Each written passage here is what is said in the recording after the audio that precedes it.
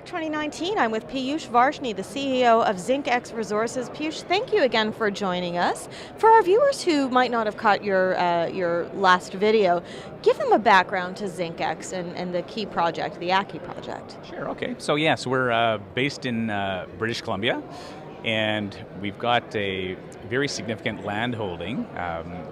The flagship property is the AKIE property, where we've come up with a significant resource, over 30 million tons of about 10% zinc lead, 8.5% zinc, 1.5 lead, and some silver. So this is primarily a zinc deposit. And along with the flagship AKIE property, we've also got a 140-kilometer stretch of very prospective claims. So it's 80,000 hectares. It truly is a district-scale exploration opportunity. Put that into perspective for us when it comes to other similar projects, or perhaps when it comes to a zinc mine that's going into operation. Where does the AKIE project sort of fit in that context? Well, it's certainly amongst the largest undeveloped zinc deposits anywhere in the world, and we think it's at a scale now. In fact, it's open for further expansion at depth. So this could be 40, 50 million tons, because there's that room to expand the deposit at depth. But it's at a scale and grade, the jurisdiction, British Columbia, is attractive, and again, that exploration potential in the belt. I think those are all things that, majors and larger mining groups want to see. So I think we're certainly amongst the top tier on the zinc junior side. Okay. And what's going on at the project right now? What are some of the things that you're working on? Any sort of recent news that's coming from it? And any upcoming catalysts or milestones that you're hoping to reach? Okay. Well, last year was a big year for us. We issued a new resource on the project. We put out a PEA, our first ever preliminary economic assessment. Very robust numbers. We're talking about over $400 million NPV after tax, 27% IRR after tax, 18-year mine life.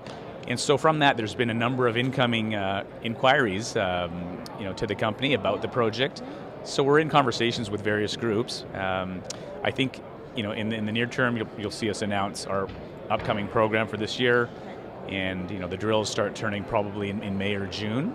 And I think the next steps will certainly be perhaps expansion of the deposit, as well as pre-feasibility studies now that we have the PEA.